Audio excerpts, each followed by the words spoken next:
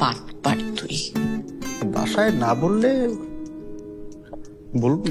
আপনাদেরকে একটু দূর করতে হবে, এইটুকুই শুধু আপনাদের প্রতি রিকোয়েস্ট, প্লিজ। হ্যাঁ, আপনারা চলে আসুন। শাহবাজ সানির মৃত্যুতে এবার মিলল চাঞ্চল্যকর তথ্য। কতটা সিন্ডিকেটের মধ্যে পড়েছিল শাহবাজ সানি, ভিউয়ার্স আমাদের আজকের ভিডিওতে সেই বিষয়ে বিস্তারিত তুলে ধরব। একটু সময় নিয়ে পুরো ভিডিওটি দেখে সঙ্গেই থাকুন। ছোট পর্দার তরুণ অভিনেতা শাহবাজ সানি মারা গেছেন। ইন্না নিল্লাহি ওয়া ইন্না নিল্লাহি রাজিউন। রোববার 17 ফেব্রুয়ারি দিনগত রাত 3টা 30 মিনিটে তিনি রাজধানীর একটি হাসপাতালে শেষ নিঃশ্বাস ত্যাগ করেন। সোমবার ভোরেই নিজ গ্রামে লক্ষ্মীপুরের রায়পুরে নিয়ে যাওয়া হয় সানির মরদেহ। বাদ জহর জানাজা শেষে অভিনেতাকে দাফন করা হয় বলে জানিয়েছে নাট্য পরিচালক মাশরিকুল আলম।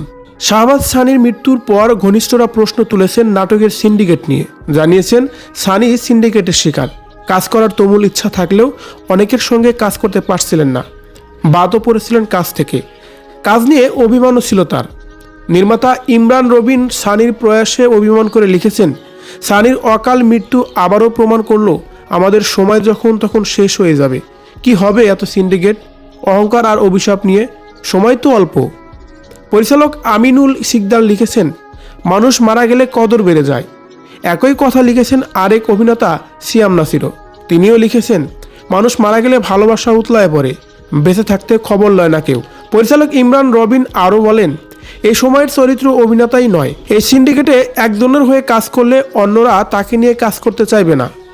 সামনে এক কথা বলে পিছনে আর এক কথা বলে বেশিরভাগ শিল্পীরাই।